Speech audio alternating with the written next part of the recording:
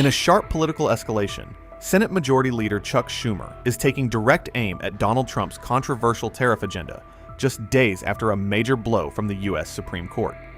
Schumer is going even further, predicting that Republicans could soon break ranks and join Democrats in opposing Trump's trade strategy.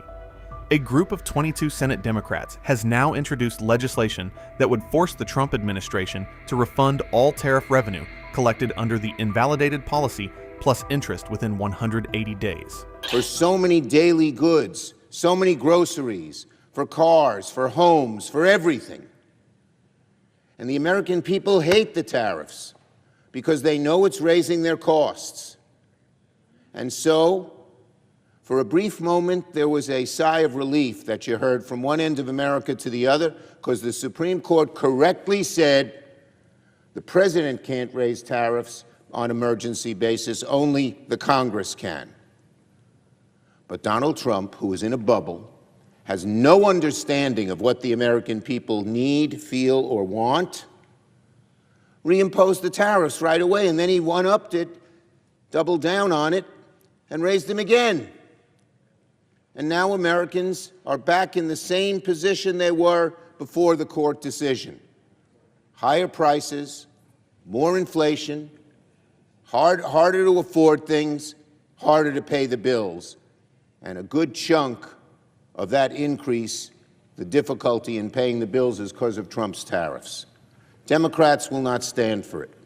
And in fact, the new tariff regime that Trump put in must expire in a few months and needs Congress's approval. I am here to tell Donald Trump and the American people we will not extend those tariffs, and they will expire in a few months. And hopefully then Republicans will join us in not allowing Trump to raise tariffs, which so raise costs for the American people. Tariffs are highly unpopular among Democrats, independents, and Republicans.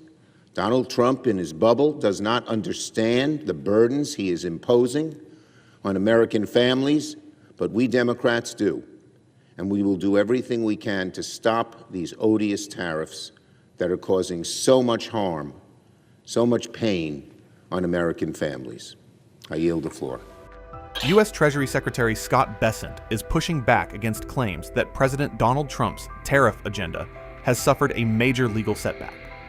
In fact, Bessent emphasized that the president still retains powerful trade tools.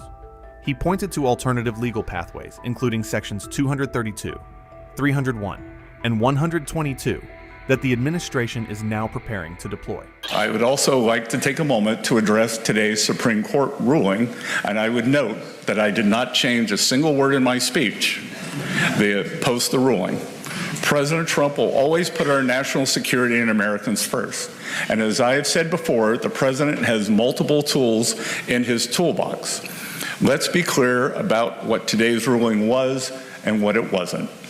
Despite the misplaced gloating from Democrats, ill-informed media outlets, and the very people who gutted our industrial base, the court did not rule against President Trump's tariffs. 6 justices simply ruled that IEEPA authorities cannot be used to raise even $1 of revenue. This administration will invoke alternative legal authorities to replace the IEEPA tariffs. We will be leveraging Section 232 and Section 301 tariff authorities that have been validated through thousands of legal challenges. Treasury's estimates show that the use of Section 122 authority, combined with potentially enhanced Section 232 and Section 301 tariffs, will result in virtually unchanged tariff revenue in 2026. Global markets are on edge after President Donald Trump rolled out a sweeping blanket tariff on imports. Set at 15%, the move comes just days after the U.S. Supreme Court struck down key elements of his earlier tariff program. Well, thank you very much for being here. The Supreme Court's ruling on tariffs is deeply disappointing, and I'm ashamed of certain members of the court, absolutely ashamed, for not having the courage to do what's right for our country.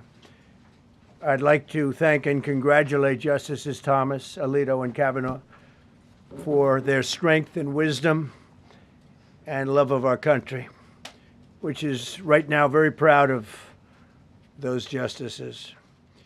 When you read the dissenting opinions, there's no way that anyone can argue against them.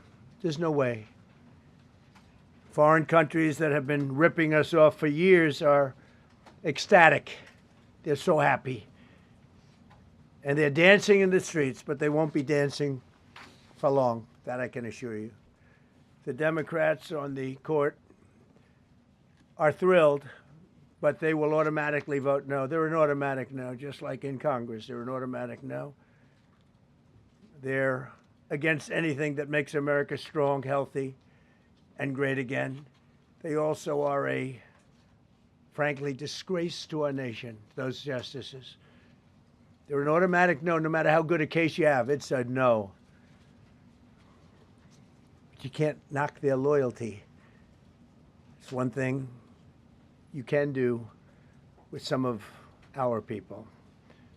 Others think they're being politically correct, which has happened before far too often with certain members of this court, and it's happened so often with this court. What a shame. Having to do with voting in particular, when in fact they're just being fools and lapdogs for the rhinos and the radical left Democrats, and not that this should have anything at all to do with it.